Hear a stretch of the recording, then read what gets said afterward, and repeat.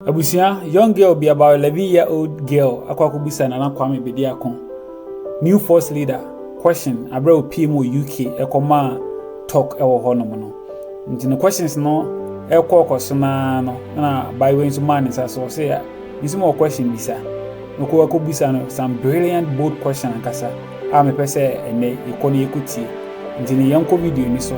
Nko enkuti asema 11-year-old girl a woman and Kwame Bediako about the policies. This evening, and I believe that tonight has ignited a spark within all of us. I believe that every single one here, as we reflect on this incredible and powerful vision, we feel the need to unify to build a better Africa together.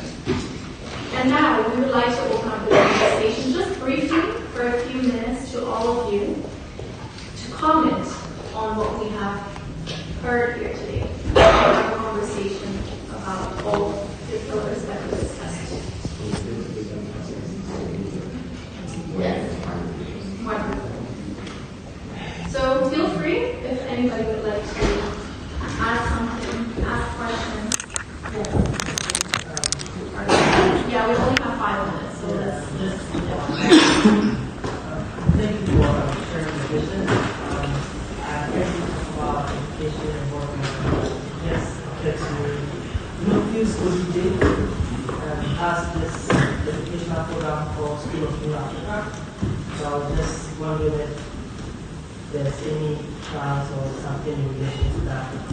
If what we're doing is more like a vision, we also have so not yet, but I think that we don't restrict any sort of ideas and visions of these young people today. We believe that they are very innovative, and so we first of all need to build a foundation that creates that sustainability in terms of economic growth in the countries. And so everyone that would have some sort of idea to follow on in the more. Take it away. So if you're going to think that, Please speak up, please. how can we industrialize our resources without exploiting the water bodies in Ghana? Sorry, can you speak a little bit louder? How can we industrialize? Can you talk to the front?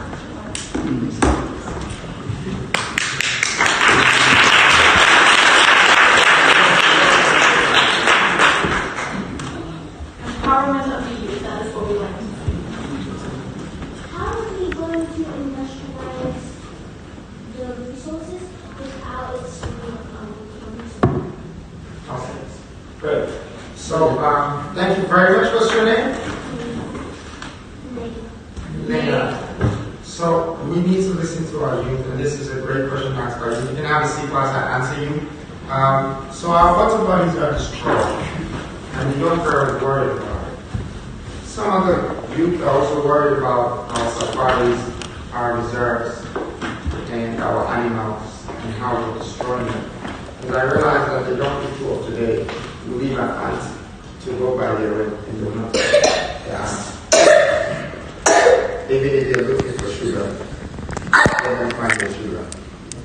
I believe that whatever that has happened to us with our water bodies, it's also what is going to make us build ourselves again. Now, I'd like to tell you a story about Luke from Singapore. Sometimes in the 50s, 60s, this country, Singapore, Malaysians were bottling water and selling it to them. And the leader got up and said, no, this cannot happen to us. We need to purify our own water and be able to solve this problem. So they did purify their own water, only to find out a few months later they were supplying other countries around them. And that was the beginning of the story of Singaporeans. Today, it's become one of the best countries in the world. Cleanest, and everybody is going there to do the investment there. The point I'm trying to make is that we should not worry about our water being polluted right now because that has happened. It means that you have come across a problem. What makes the problem become profitable is when you are able to find a solution for it. So I have not seen the problem as a problem. I'm seeing it as an opportunity for Ghanaians to find a way to actually re-purify their water and irrigate it and let it feed the land so it can feed our agriculture farm the land, and then we add the machine to it so we can start industrializing the products.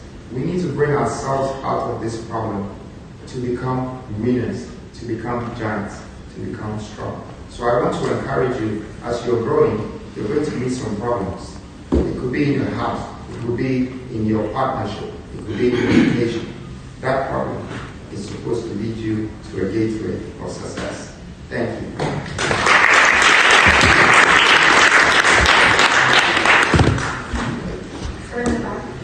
Yeah, you keep on talking about gold and lithium in Ghana, but in Adam we have a lot of salt. So what are you going to do about the salt? So it's all industrialization. Like I said, the 16th Industrial Revolution is supposed to be regional. What our leaders didn't do is that they did not take the time to realize the potential of each region, because they did not care about the people. They cared about their positions. They cared about their politics. They cared about the party that led them to the positions that have given them the power to lead a nation. But that is taking advantage of people. Ghana has been taken for granted. You just need a leader that can understand that this is of value and this can create jobs. And this should not be deserted. This should not be left alone. The 15 regions that was left non-active, these are the same regions that I can tell you the world has extracted over trillions of dollars from these same areas. We left it. So definitely salt and everything within Africa would be asked. I'm sure my lady there wanted to ask a question. I'm so sorry. It looks like they're forgetting about you, but you know, women are very important in our life. Please, gentlemen, we should always remember this. Mothers of the earth, please, can you go ahead? Thank you. I think it's a beautiful way of working that you're presenting towards ownership of natural resources in Africa and reparation, restitution, wealth through democratization of the means of production. What I want to ask you is, have you considered, once established ecotourism and the means of ecological sustainability, how can we work together, the global south, in partnership with Latin America, India? You know, how can we unite our forces in terms of our research, our development of technology, and also our commerce? So it's not mediated by Europe. We are in Europe, so we know that the commerce and a lot of the control is made through inherited colonial structures. So how can we work together? Thank you very much. Thank you. So this is part of my speech. So it's going to go back to moving from the empathy, being sorry and apologetic, to the petition. My petition is that I'm actually inviting the world not to use their political influence over our political principles, but instead for us to build international commercial relationships.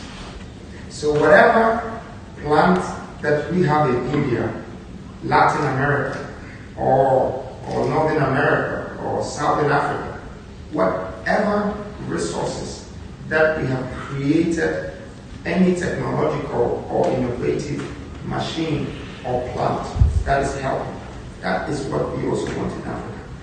So the relationship I want to have with the Chinese is not for them to come and search for gold on the land of Ghana. It's for them to help us to fabricate the metal that we have as the iron ore. So we can transfer the iron ore and transform it into steel. And after the steel, we can now make the steel become a fabrication. And once we fabricate, we can now ask the Germans, who are very good with mechanism, to put the engine inside the machine. So it's partnership in the world. So we can all move forward. That is my petition. I am asking for this not only from China, not only from England, but from the world. That all of you should consider Africa, that we are the last continent on this planet Earth that have not been developed. We have been undermined against our own ability and stability. Just because of what we have, people want it, but people do not want to partner with us to show us how that can be refined, how we can do it with a greener system, you know, without damaging our water bodies, without destroying ourselves. So this is a great question you asked, and the petition answers it. I am asking for this from the world, and I think Africa's gate is open for international relations. Thank you. yes, they can continue the rest on Twitter, right? I will let the lady choose. It's a difficult task. Sorry about that. Yeah, so I've got a question about the technology pillar. Obviously, technology is quite dear to my heart. I'm a technologist at heart. How does Africa, or particularly Ghana, uptake with technology? You know, if you look at Africa, you hardly see any data centers. All the data centers either in Europe or the Americas, and we have vast land. How do we incorporate renewable data centers, T1 connections, to be able to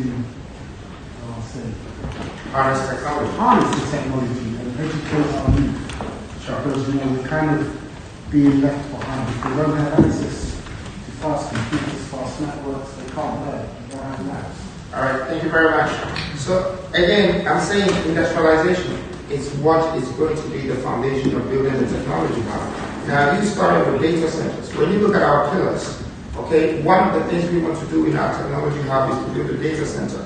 The data centers need a lot of energy. It has to be -2 in a data center room. So you need energy to power that data center.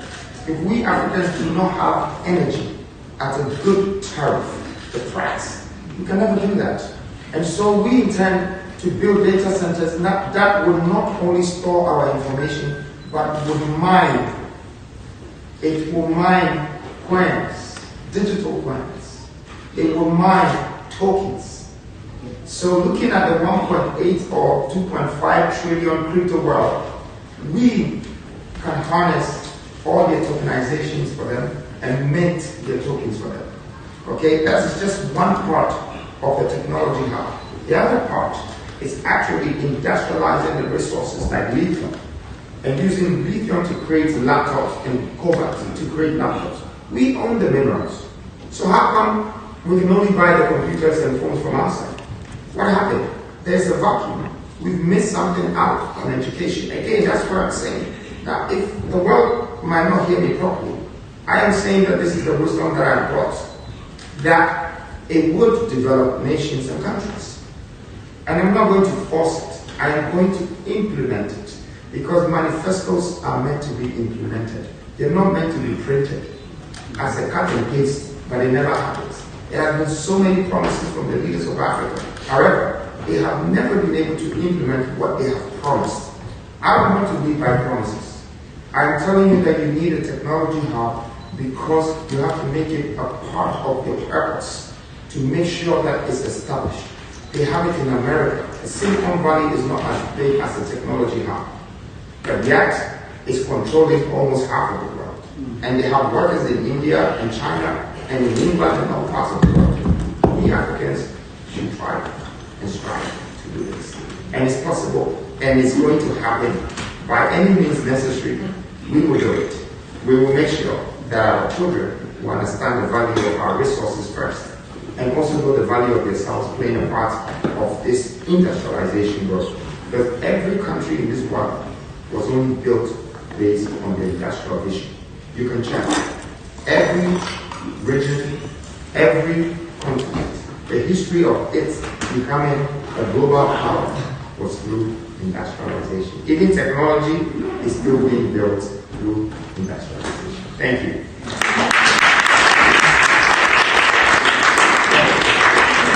I think on that note that we are finishing up the event. I'm sure there is plenty more time to have amazing conversations and learn more.